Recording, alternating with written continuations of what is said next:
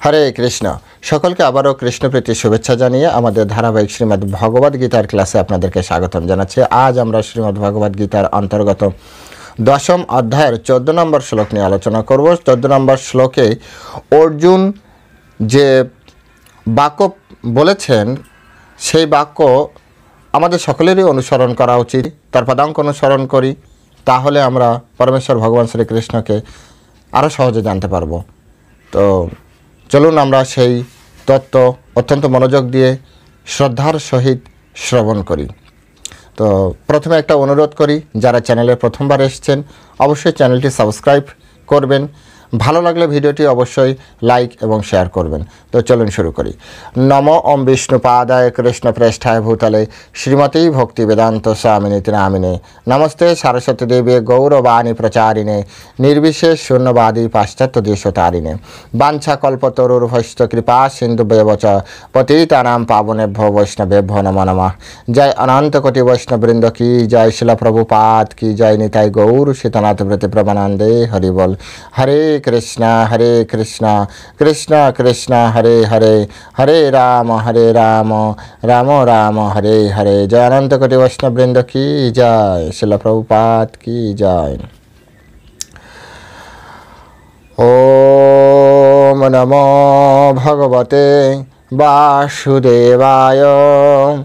ওম নমো ভগবতে বাসুদেবায়।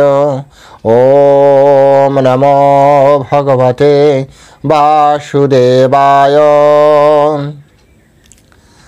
শ্রীমদ্ ভগবদ গীতা 10ম অধ্যায় বিভূতি যোগ, শ্লোক নাম্বার 14।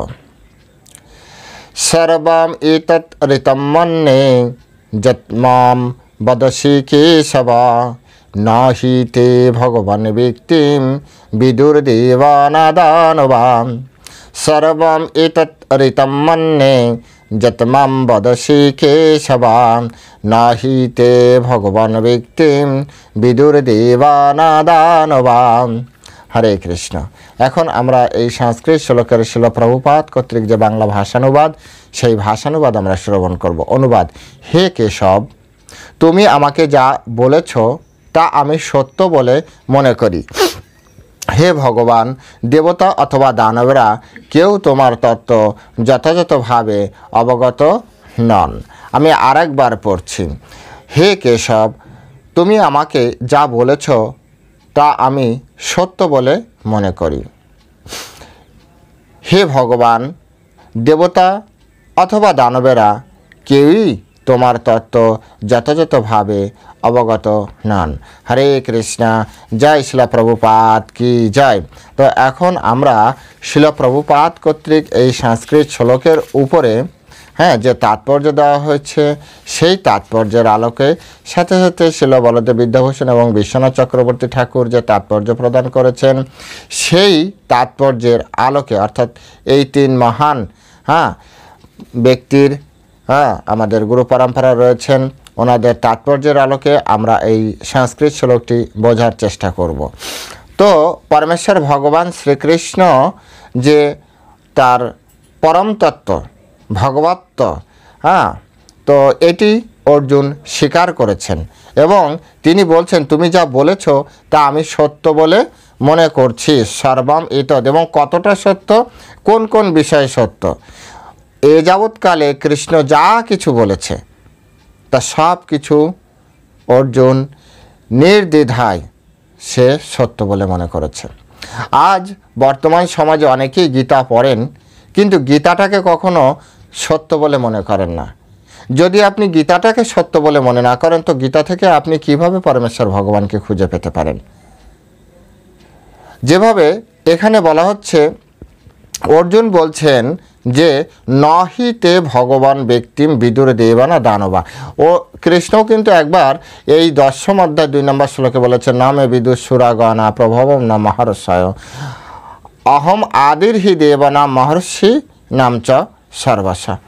ভগবানই একই কথা বলেছেন, অর্জুনও সে একই কথা বলছেন।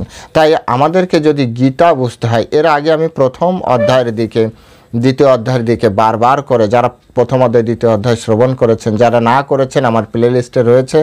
হ্যাঁ, এরকমভাবে প্রত্যেকটা শ্লোকের উপরে ধারাবাহিক গীতা পাঠ হয়তোবা পেলেও খুব কম পাবেন, কিন্তু এই চ্যানেলে আপনি প্রত্যেকটা অধ্যায়ের প্রত্যেকটা শ্লোকের উপরে যেভাবে ভগবদ্গীতা যথাযথতে যেভাবে আলাদা করা আছে, যেমন দশম অধ্যায় 12 এবং 13 একসাথে দেওয়া, ওখানে আমার এখানে এই চ্যানেলেও ঠিক মানে যেভাবে এখানে উপস্থাপন করা আছে ওখানেও সেইভাবে উপস্থাপন করা আছে। তো ধারাবাহিকভাবে আছে, যারা শুনতে চান শুনবেন। ওখানে যে প্রথমে যদি আপনাকে গীতা বুঝতে হয় না, গীতা বুঝতে গেলে প্রথমে আপনাকে অর্জুনের মতো বুদ্ধিমত্তা সম্পন্ন হতে হবে, অর্জুনের মতো জ্ঞানী হতে হবে, অর্জুনের মতো পিওর সোল এবং অর্জুনের মতো শরণাগত ভক্ত হতে হবে। যতক্ষণ না পর্যন্ত আপনি কৃষ্ণের চরণে নিজেকে সমর্পণ না করতে পারছেন, যতক্ষণ পর্যন্ত আপনার ভিতরে এই ভাব না আসছে যে শিষ্যস্ত অহম সাধি মাম তাম প্রপন্নাম, যতক্ষণ না পর্যন্ত আপনি কৃষ্ণের চরণে সম্পূর্ণরূপে আত্মসমর্পণ করে তার শিষ্যত্ব বরণ না করছেন, যদি গুরু পরম্পরায় আপনি গুরুদেবের চরণে পূর্ণরূপে শিষ্যত্ব বরণ না করেন, তো আপনি যত লাখ বলবো কেন কোটি কোটি বার আপনি গীতা পড়লেও গীতার রহস্য আপনি উদ্ঘাটন করতে পারবেন না। গীতার যে অ্যাকচুয়াল মেসেজ, সেই মেসেজ আপনি জীবনেও পড়তে পারবেন না, জীবনেও বুঝতে পারবেন না, আপনার জীবনে কখনো তা প্রয়োগ হবে না। ভগবদ্গীতা ভগবান কৃষ্ণচন্দ্র স্পষ্ট করে 4th অধ্যায় 3 নম্বর শ্লোকে বলে দিয়েছেন, সত এবং মায়াতে অদ্য যোগ প্রাক্ত পুরাতন ভক্ত সীমেশাকা চ ইতি রহস্যম হেতুত উত্তমম। তুমি এই রহস্যময় জ্ঞান বুঝতে পারবে কারণ তুমি আমার ভক্ত এবং সখা। তাই কৃষ্ণের ভক্ত হতে হবে, কৃষ্ণের সখা হতে হবে।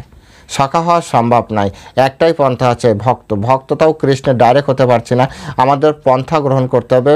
কৃষ্ণের ভক্ত যিনি ছিলেন, তার ভক্ত যিনি আছেন, তার ভক্ত যিনি আছেন, তার ভক্ত অর্থাৎ গুরু পরম্পরার যে ধারা, সেই ধারা যদি আমরা আত্মসমর্পণ করি তবে আমরা বুঝতে পারবো। এখানে অর্জুন কিভাবে বললেন, সর্বম এতৎ ঋতম মন্যে, তুমি আমাকে যা বলছো আমি সত্য বলে মনে করেছি। ঋতম মানে হচ্ছে সত্য, মন্যে মানে আমি মনে করছি।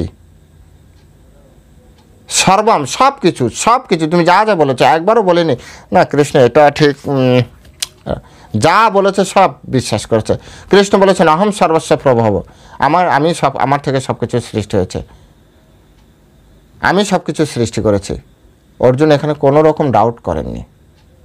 তাহলে অর্জুন যদি ডাউট না করে, আমার আপনার ডাউট করার, আর যদি আমি ডাউট করি, করতে পারি, হ্যাঁ করতে পারি, কিন্তু করলে কি আমি আপনি কৃষ্ণকে জানতে পারবো, বা এই গীতার মূল তত্ত্ব আমি হৃদয়ঙ্গম করতে পারবো?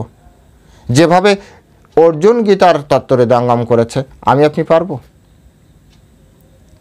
সেজন্য আমাদের সামনে দুটি অপশান। যদি আমাদের যদি আমাদের গীতা পড়ার ইচ্ছা হয়, গীতা হৃদয়ঙ্গমের ইচ্ছা হয়, তো অর্জুনের পথ অবলম্বন করেন। 2 নম্বর অপশান, আপনি যদি অর্জুনের পথ অনুসরণ না করেন, তো আপনি লিখে রাখেন, আপনি জীবনেও গীতা পড়ে বুঝতে পারবেন না, গীতার জ্ঞান আপনার ভিতরে কখনো প্রকটিত হবে না। কারণ এই ধারা গুরু পরম্পরায় সমস্ত আচার্যরা, সমস্ত অবতারেরা পর্যন্ত গুরু পরম্পরাকে তারা প্রমোট করে গিয়েছেন সারা পৃথিবীব্যাপী। গুরু নেই অথবা ভগবত তত্ত্বে সন্দেহ আছে, তো সংশয়াত্মা বিনাশাতি, বিনাশ নিশ্চিত। আজ যে সনাতন ধর্মের বর্তমান যে সিচুয়েশন, এর পিছনে কারণ কি? কেউ বলবে মুঘল করেছে, কেউ বলবে ইংরেজ করেছে, কেউ বলেছে অমুক করেছে তমুক করেছে।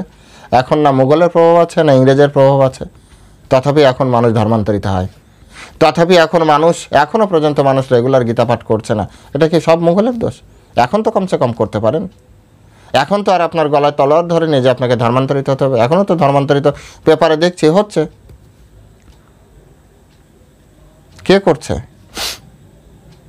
সংশয়াত্মা বিনাশাতি, যার হৃদয়ে সংশয় আছে, ভগবত তত্ত্ব সম্পর্কে সংশয় আছে, গীতা সম্পর্কে সংশয় আছে, আর ওর বিনাশ হবেই। যদি ধর্ম নিয়ে সংশয় করেন, ধর্ম চলে যাবে। যদি সম্পর্ক নিয়ে সংশয় করেন, সম্পর্ক বিনাশ হবে। সন্দেহ কোনো না কোনো কিছুকে নষ্ট করে তারপর বের করবে, হয় সম্পত্তি না হয় সম্পর্ক। যদি ধর্মের উপরে বিশ্বাস না থাকে আপনার ধর্ম নষ্ট হবেই হবে। আজ সনাতন ধর্মকে কেউ মারছে না, সনাতন ধর্ম অবলম্বীরা নিজেরা মার খাচ্ছে। প্রত্যেক ঘরে ঘরে যে দেখেন, প্রত্যেক ঘরে ঘরে গীতা পাঠ হচ্ছে কিনা, আর গীতা যদিও পাঠ করে গীতার উপরে পূর্ণ বিশ্বাস আছে কিনা। গীতার থেকে অধিক বিশ্বাস তার স্কুল কলেজের পড়াশোনার উপরে।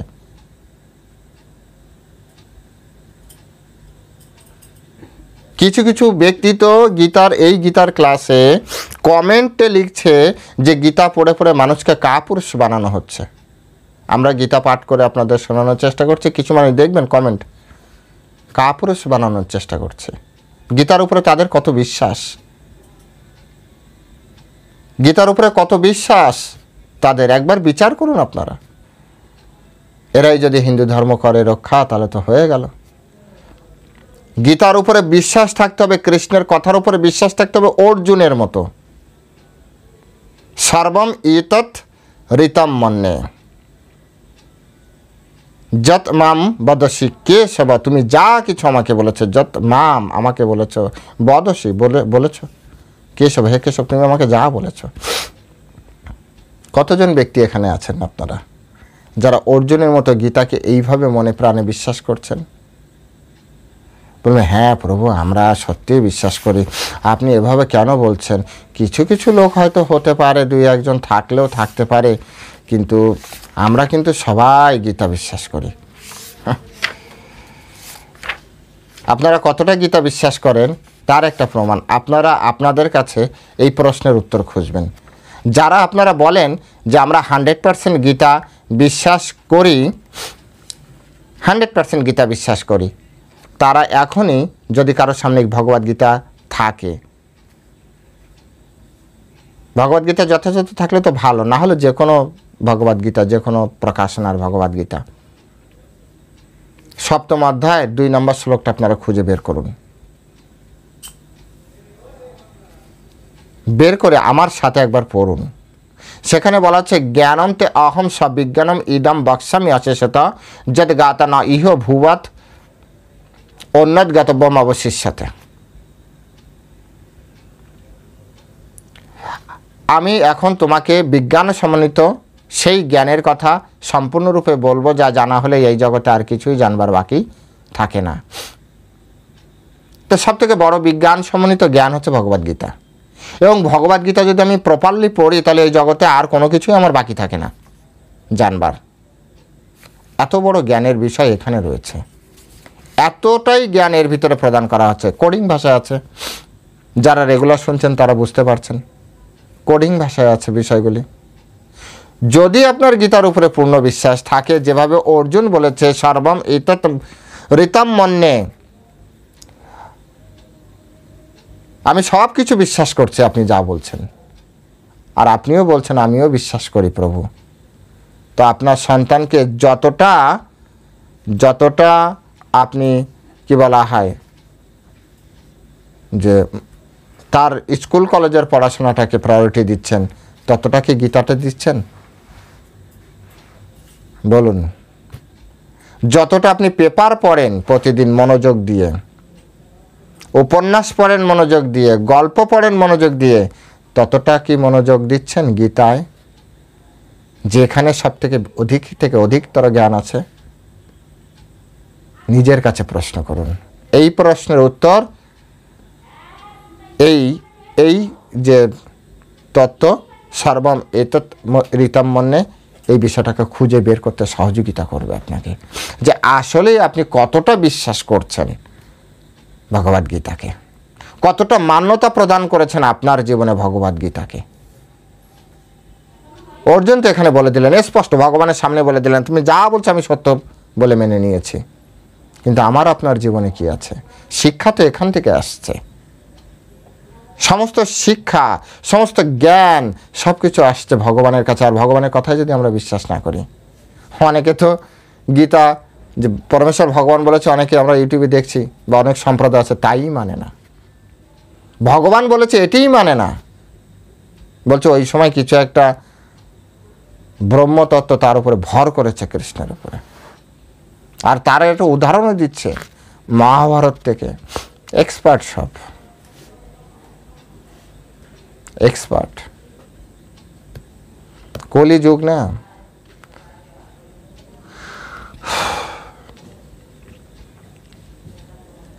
এই যুগে মহাভারত পড়ে, গীতা পড়ে, বিভিন্ন পুরাণ পড়ে এই সকল ব্যক্তিরা জানতে পারলো যে কৃষ্ণ পরমেশ্বর ভগবান নয়। কিন্তু মজার ব্যাপার কি জানেন? বেদব্যাস জানতে পারলো না, সুত গোস্বামী, সুখদেব গোস্বামী এরা জানতে পারলো না, অর্জুন পাশে থেকেও জানতে পারলো না যে ও পরমেশ্বর ভগবান নয়। ওরা সবাই জানতে পেরেছে পরমেশ্বর ভগবান। গুরু দ্রোণাচার্য জানতে পারলো পরমেশ্বর ভগবান, বাল্মীকি মুনি জানতে পারলো, বশিষ্ঠ মুনি জানতে পারলো, দধিচি মুনি জানতে পারলো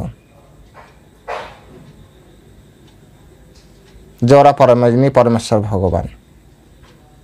কিন্তু আমাদের বর্তমান সময়ের যারা, এরা তো অনেক বড় বড় পণ্ডিত ব্যক্তি, এরা এই ওদের লেখা শাস্ত্র পড়ে এটা জানতে পেরেছে যে পরমেশ্বর ভগবান নয়। যেহেতু পরমেশ্বর ভগবান নয়, তার কথা আমরা পড়ব কেন? এখনো সময় আছে, বিচার করুন, বুদ্ধি প্রয়োগ করুন। ভগবানকে জানা সত্যি সরল। ভগবান কি চায়? যে নিত্যানন্দ প্রভু যখন গদ্রমে নামের প্রচার করছিলেন, তো বলছে যে তোমরা এই নামের হাট খুলেছি, তোমরা এসে নাম কিনে নিয়ে যাও। কি মূল্যে? শ্রদ্ধা মূল্যে। শ্রদ্ধা থাকতে হবে। ভগবদ গীতায় এই সেম কথা বললেন কৃষ্ণ, শ্রদ্ধাবান লভেতে জ্ঞানম। যার শ্রদ্ধা আছে তিনি জ্ঞান পাবে। আর তার বিপরীত কি? শ্রদ্ধার বিপরীত কি? সন্দেহ। সংশয়াত্মা বিনশ্যতে, যদি সন্দেহ থাকে তার বিনাশ নিশ্চিত। তো ধর্ম বিনাশ তো হবেই। এই জন্য বলেছে দুটোই অপশান, হয় বিশ্বাস করুন, না হয় বিনাশের জন্য অপেক্ষা করুন। ধর্মকে রক্ষা করতে গেলে ধর্মের চরণে আশ্রয় নিতে হবে। যদি ধর্মকে আমরা রক্ষা করার জন্য সকলে কাজ করতে চাই, তাহলে প্রথমে আমাদের ধর্মের চরণে আশ্রয় নিতে হবে। ধর্মের চরণে আশ্রয় না নিয়ে ধর্মকে রক্ষা করার জন্য যে কাজ, অর্থাৎ ধর্ম রক্ষার যে সৈনিক, সেই সৈনিক হওয়া যায় না। ধর্ম রক্ষার সৈনিক হওয়ার জন্য ধর্মের চরণে আশ্রয় নিতে হবে। আর পরম ধর্ম হচ্ছে পরমেশ্বর ভগবান শ্রীকৃষ্ণ। পরম ধর্ম, তিনিই ধর্ম, তিনিই সব। সুতরাং সিদ্ধান্ত নিন যে গীতা সামনে, এর পরের থেকে, এটা 14 নম্বর শ্লোক, 10ম অধ্যায়, 15 নম্বর শ্লোক, 16 নম্বর শ্লোক, 11 অধ্যায়, 12 অধ্যায়, এগুলো পড়বেন কি পড়বেন না? যদি পড়তে হয় তো আপনাকে এই জায়গায় দাঁড়াতে হবে আগে, ঠিক অর্জুনের মতো করে দাঁড়াতে হবে। তা নাহলে বেকার সময় নষ্ট না করে আপনি উপন্যাস পড়ুন।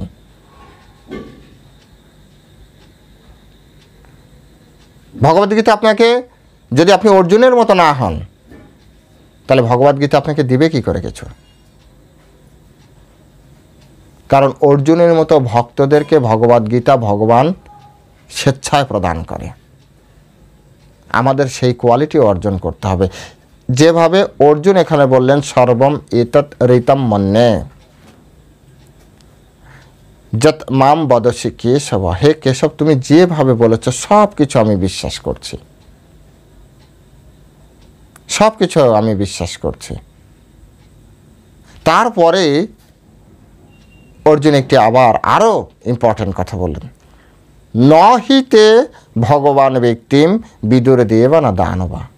যে আমি সব কথা বিশ্বাস করছি, এটা যেমন সত্য, ঠিক তেমনি এটাও সত্য যে ভগবান, দেখুন ভগবান শব্দ ব্যবহার করেছে। শ্রী ভগবান উবাচ, আমরা এই যে বলি না শ্রী ভগবান উবাচ, ভগবান উবাচ কেন বলা হচ্ছে? কারণ এখানেই দেখুন আলটিমেট অর্জুনও ভগবান শব্দটি ব্যবহার করেছেন। নহিতে ভগবান ব্যক্তি ভগবান, হে ভগবান, দেবতা অথবা দানবেরা বিদুর দেবা না দানবা। বিদু মানে জানে, জানতে পারে না, ন দেবতারা জানতে পারবে না, দানবেরা জানতে পারবে না। আর সেই কথাটি ভগবদ্গীতার 10ম অধ্যায়ের এই অধ্যায়ের 2 নম্বর শ্লোকে আমাদের ভগবান বলে রেখেছে। কি বলেছে? নমে বিদু সুরগণা প্রভাবম ন মহর্ষয়। বলছে আমাকে কোনো সুরগণা মানে দেবতারা আমাকে জানতে পারে না। হ্যাঁ, প্রভাবম আমার উৎপত্তি সম্পর্কে জানতে পারে না। ন মহর্ষয় মহর্ষিরাও জানতে পারে না, কোনো দেবতারাও জানতে পারে না, কোনো মহর্ষিরাও জানতে পারে না ভগবানের উৎপত্তি সম্পর্কে, অর্থাৎ পূর্ণরূপে জানতে পারে না। কেন? বলছে অহম আদির হি দেবানাম মহর্ষিনাম। আরে আমি তো দেবতা এবং মহর্ষিদের আদি কারণ, আমি তো আদি। যেভাবে একটা সন্তান তার পিতার ছোটবেলা সম্পর্কে জানতে পারে না, কোনোভাবে জানতে পারে না। বলবেন কেন? ঠাকুমা যদি গল্প করে, হ্যাঁ সেখানে জানতে পারবেন, কিন্তু পূর্ণরূপে প্রত্যেকটা দিন সম্পর্কে আপনার দ্বারা জানা সম্ভব না। আপনি কোনোভাবেই জানতে পারবেন না পূর্ণ তার ছোটোবেলাটা। দিয়ে একটা মেইন ইম্পর্টেন্ট ঘটনা লিখে রাখা হবে বা ঠাকুমা ঠাকুরদা লিখে রাখবে, সেগুলো শুধু আপনি জানতে পারবেন। একমাত্র যদি পিতার যে পিতামাতা, সেই পিতামাতা তাকে ছোটোবেলা থেকে দর্শন করেছেন এবং প্রত্যেকটা মুহূর্ত, প্রত্যেকটা সিঙ্গেল মোমেন্ট পিতামাতা জানেন। যেহেতু কৃষ্ণের থেকে সিনিয়র কেউ নেই, কৃষ্ণের আদি কেউ নেই। কৃষ্ণ বলছেন অহম আদির হি। যেহেতু কৃষ্ণের আদি নেই, কৃষ্ণ স্বয়ং হচ্ছে সবার আদি, তাই কৃষ্ণ সম্পর্কে পূর্ণরূপে কেউ জানতে পারবে না, তার উৎপত্তি জানতে পারবে না, তার সব কিছু সম্পর্কে কেউ জানতে পারবে না। একজ্যাক্ট কবে থেকে এই সৃষ্টিতত্ত্ব শুরু হয়েছে এর ইতিহাস আমাদের কাছে নেই। যদি বলেন সনাতন ধর্মে কি এমন কোনো বিষয় নেই যে যার সেই প্রশ্নের উত্তর নেই? অ্যাকচুয়ালি সনাতন ধর্মে সব প্রশ্নের উত্তর আছে বলা হয়, কিন্তু দুটি প্রশ্ন সনাতন ধর্মে আমরা বের করতে পারি না, এর উত্তর বের করতে পারি না। কি? এক, কৃষ্ণের আগে কি ছিল, এর উত্তর সনাতন ধর্ম দিতে পারে না। দুই, আমি জীব কবে কার্যকারণ তত্ত্বে যুক্ত হয়ে এই চিৎ জগৎ থেকে ভ্রষ্ট হয়ে এই জড় ব্রহ্মাণ্ডে পতিত হয়েছে এবং কতদিন ধরে আমি ঘুরছি, এটা কৃষ্ণ চাইলে বলতে পারে, কিন্তু সাধারণত এটা লেখা থাকে না। কোনো জীবের ইন্ডিভিজুয়াল এর কোনো উত্তর নেই, স্পেসিফিক ইন্ডিভিজুয়ালস আত্মার জন্য এর কোনো উত্তর নেই, স্পেসিফিক উত্তর নেই। দুটি প্রশ্নের উত্তর সনাতন ধর্মে আজ অবধি আমি দেখিনি। যারা সিনিয়র তারা পেয়েছে কিনা আমি জানি না, আমি দেখিনি। এক, কৃষ্ণের আগে, কৃষ্ণের আদিতে কেউ আছে কিনা। দুই, জীব কবে কার্যকারণে যুক্ত হয়েছে, এই দুটি দেওয়া যায় না। যেহেতু কৃষ্ণের আদিতে কেউ নেই, না দেবতা আছে, না মহর্ষিরা আছে, না ব্রহ্মা আছে, না বিষ্ণু আছে, না মহেশ্বর আছে, তাই তারা কেউই পরমেশ্বর ভগবান শ্রীকৃষ্ণ সম্পর্কে পূর্ণরূপে জানে না। আর এই কথা অর্জুন স্বীকার করলেন। যে সকল ব্যক্তিরা তর্ক করে না, তর্ক কিছু আছে তর্কবাজ, আপনি নিশ্চয়ই অর্জুনের থেকে জ্ঞানী বা অর্জুনের থেকে বেশি কাছাকাছি ভগবানের নন। অন্তত স্বীকার করা উচিত নয়, যদি ভিতরে সামান্য সততাবোধ থাকে। স্বীকার করা উচিত না যে হ্যাঁ আপনি জানেন না প্রভু, অর্জুনের থেকে আমি খুব কাছের কৃষ্ণের, এটি স্বীকার করা উচিত না। অর্জুন ভগবানের অত্যন্ত প্রিয় ভক্ত, খুব কাছের, একসাথে এক বেডে শুয়ে থাকা ব্যক্তি, কত কাছাকাছি। সেই অর্জুন কৃষ্ণ সম্পর্কে বলছেন তুমি যা বলেছো আমি সত্য বলে মেনে নিয়েছি। তারপরে বললেন কি, আমি তো তুমি যা বলেছো তোমার জন্মকর্ম সব দিব্য, ঠিক আছে, তুমি সব কিছু সৃষ্টি করেছো, ঠিক আছে, যা বলছে সব ঠিক আছে, সব মেনে নিয়েছি, কিন্তু তথাপি তোমাকে না কেউ জানতে পারে না গো। তোমার এই তত্ত্ব যথাযথভাবে কেউ অবগত নয়, না দেবতা না দানবা। দেবতারাও জানতে পারে না, দানবেরাও জানতে পারে না। তার উত্তর ভগবান আগেই 2 নম্বর শ্লোকে, এটা তো চলছে 14 নম্বর, 2 নম্বর শ্লোকে বলে দিয়েছে। ওরা জানবে কি করে? ওরা তো সব আমার দ্বারা সৃষ্টি হয়েছে, আমার পরে এসেছে। পরের তত্ত্বকে আগের তত্ত্ব সম্পর্কে জানতে পারে? তাই পরমেশ্বর ভগবানের সম্পর্কে পূর্ণরূপে শুধুমাত্র সেই জানতে পারে যাকে কৃষ্ণ নিজে স্বয়ং এই জ্ঞান প্রদান করেছেন। এছাড়া আমাদের পক্ষে কারোরই জানা সম্ভব নয়। এই কারণে এই জ্ঞান পরম্পরার মাধ্যমে নিতে হবে। যদি সনাতন ধর্মে ভগবদ গীতা আপনাকে পড়তে হয়, তর্ক করার জন্য নয়, নিজের আধ্যাত্মিক কল্যাণের জন্য যদি ভগবদ গীতা পড়তে হয়, নিজের জীবনকে সুন্দরভাবে পরিচালনা করার জন্য যদি ভগবদ গীতা পড়তে হয়, তো আপনাকে প্রথমে এই ভগবদ গীতার যিনি একজন এক্সপার্ট, একজন গুরুদেব, সেই গুরুদেবের চরণে আপনাকে আত্মসমর্পণ করতে হবে। যতক্ষণ পর্যন্ত না আপনি আপনার গুরুদেব না পাচ্ছেন, তো নিজেকে হতভাগাই হিসেবে গণ্য করা উচিত। এই জগতে গুরুবিহীন অনেক ব্যক্তি এই জগতে আসে আর মরে যাচ্ছে। তাই আচার্যরা বলেছেন, আশ্রয় লইয়া যে বা ভজে, কৃষ্ণ তারে নাহিতা যে, আর সব মরে অকারণ। আশ্রয় নিয়ে কৃষ্ণের ভজনা করা উচিত। কার আশ্রয়? হ্যাঁ, আমি তো আছি, বাবা মার আশ্রয় আছে, রাষ্ট্রপ্রধানের আশ্রয় আছে, টিচারের আশ্রয় আছে, গুরুর আশ্রয় যেতে হবে। হ্যাঁ, আমার গুরু তো আছে। স্কুলে আমি গুরু, স্কুলে একজনকে আমার খুব ভালো লাগে, আমি তাকে গুরু বলে মানি। এক নায়ককে আমার খুব ভালো লাগে, তাকে আমি গুরু বলে মানি। নায়ক নায়িকা হওয়ার জন্য যেমন নায়ক নায়িকা এমন একজন ভালো পারফেক্ট গুরু হওয়া দরকার, গুরু চাই।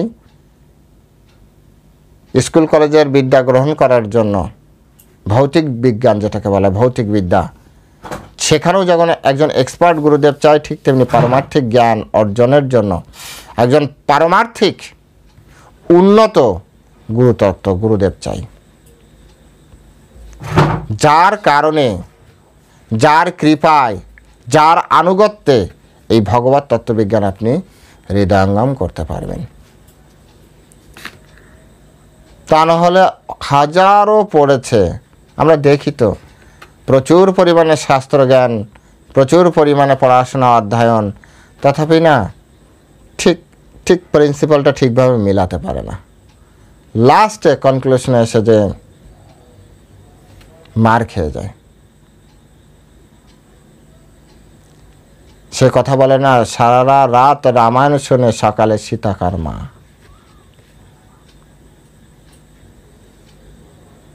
বুঝতে পেরেছেন? সারা রাত ধরে তাহলে কি শুনলো?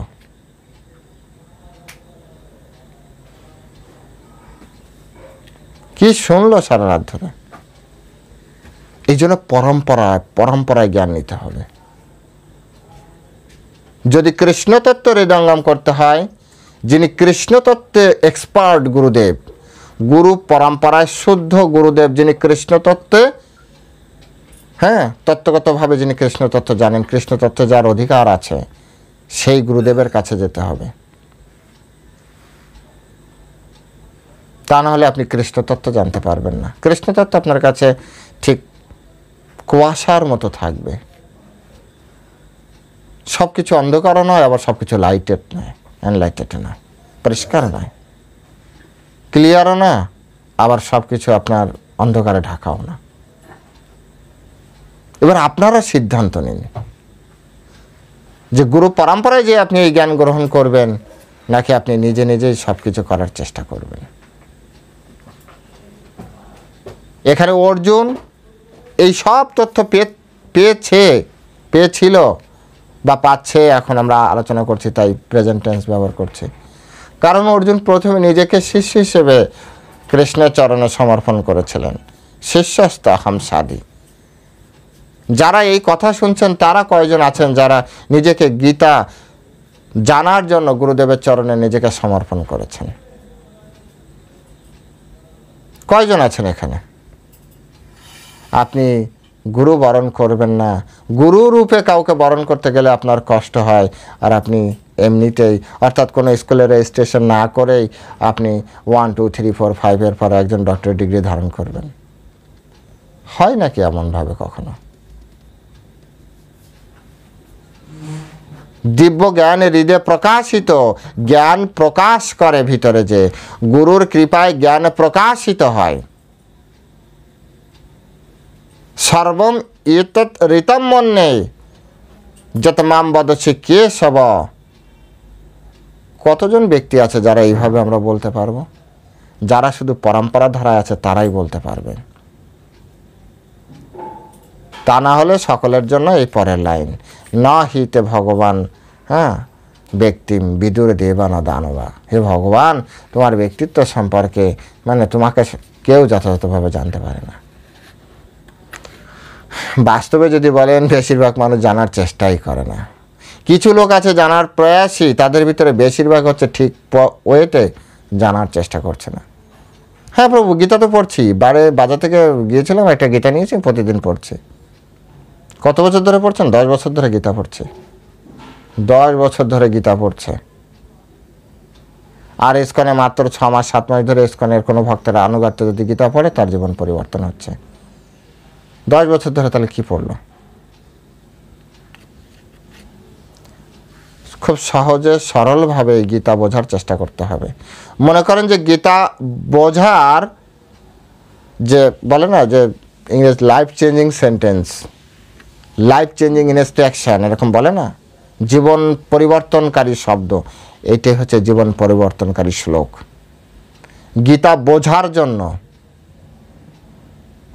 যতক্ষণ না পর্যন্ত এই লাইনের সর্বম এতৎ ঋতম্মন্যে এই জায়গাটা আপনি না দাঁড়াতে পারবেন, যত মাম বদসি কেশবা, শুধু এই লাইনটা আপনি না দাঁড়াতে স্ট্রংলি আপনি না দাঁড়াতে পারবেন, তো বেকার সময় নষ্ট হবে গীতায় আপনার। আর যদি একবার স্ট্রংলি দাঁড়িয়ে যান, এই গীতা আপনার জীবনকে পবিত্র করবে। গীতা আপনার জীবনকে কি বলা যায়, যে যশ, মান, ভক্তি, বৈরাগ্য সব কিছু এনে দেবে। একটা সময় আলটিমেট আপনাকে কৃষ্ণের লোকে নিয়ে যাবে। একটা সময় কৃষ্ণকে প্রাপ্তি করাতে সহযোগিতা করবে এই গীতা। এই গীতা সিদ্ধান্ত আপনাদের কাছে, বুঝে শুনে আপনারা সিদ্ধান্ত নেবেন। যারা পুরো ভিডিও এই অবধি শুনেছেন, কমেন্টে লিখবেন যে আপনি কি সিদ্ধান্ত নিয়েছেন। আজ এ পর্যন্তই, দেখা হবে, কথা হবে পরবর্তী শ্লোকে। ততক্ষণ পর্যন্ত ভালো থাকবেন। হরে কৃষ্ণ। জয় শিলা প্রভুপাদ কি জয়।